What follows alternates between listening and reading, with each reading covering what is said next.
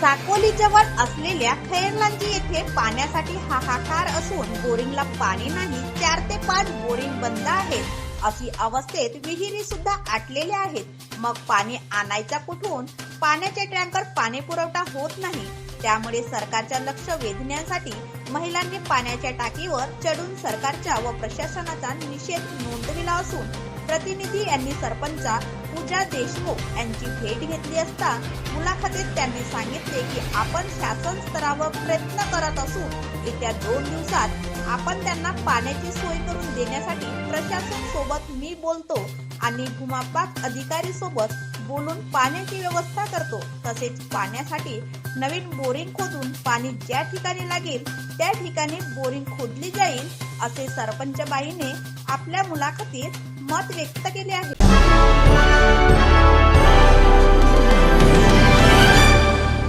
आपल्या सोबत आहेत पाथरी ग्रामपंचायतचे सरपंच पूजा देशमुख।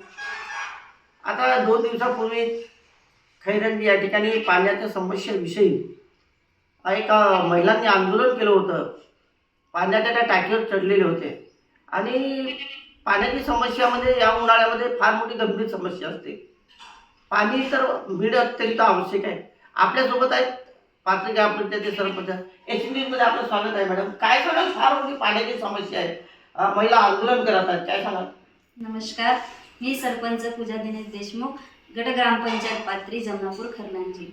तर बरोबर आहे की तुम्ही ते खैरलांजी येथे त्या दिवशी सर्व महिला खैरलांजींच्या त्या वार्डामध्ये पाणी नव्हतं मिळत तर त्या टंकीवर चढल्या होत्या। पण ही केंद्र सरकारची योजना होती आणि याच्यामध्ये ग्रामपंचायतचा काही हस्तक्षेप नव्हता, कारण की ते ग्रामपंचायतला हँडवर पण नाही झाली आहे। पण ते आता आपण चला बा एक सरपंच या नात्याने त्याला पाठपुरवठा केला आणि आपण त्या महिलांनी माझ्यापर्यंत अर्ज आणून दिला। त्याच्यानंतर मी पंचायत समितीला अर्ज केला।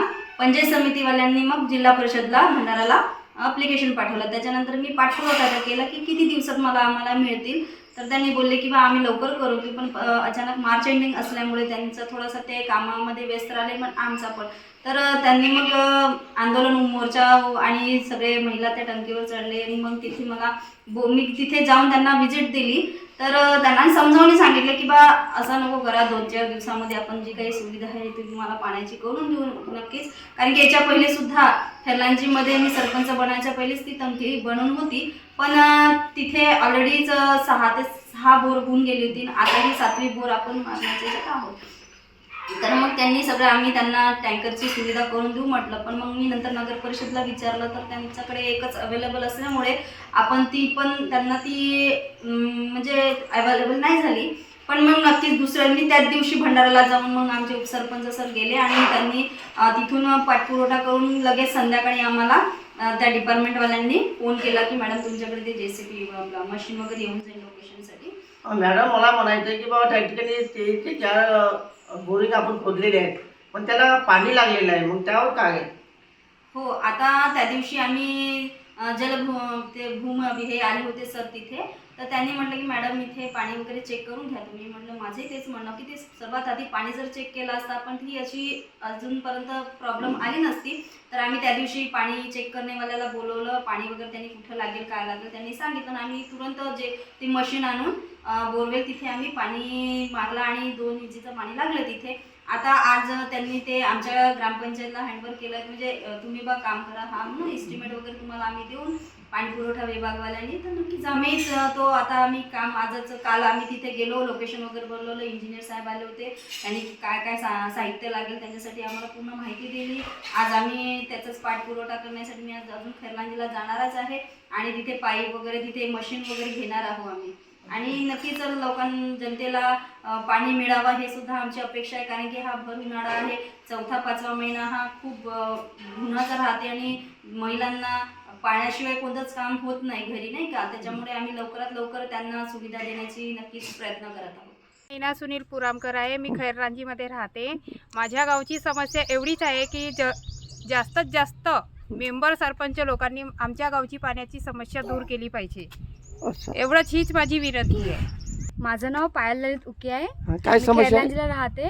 आमच्या गावी पाण्याची खूप प्रॉब्लेम आहे, पाणी म्हणजे अजिबात मिळतच नाही।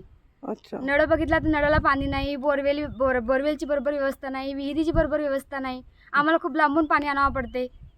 किती दिवसापासून समस्या आहे? झाले खूप दिवस, 2-3 महिने 4 झाले. महिने.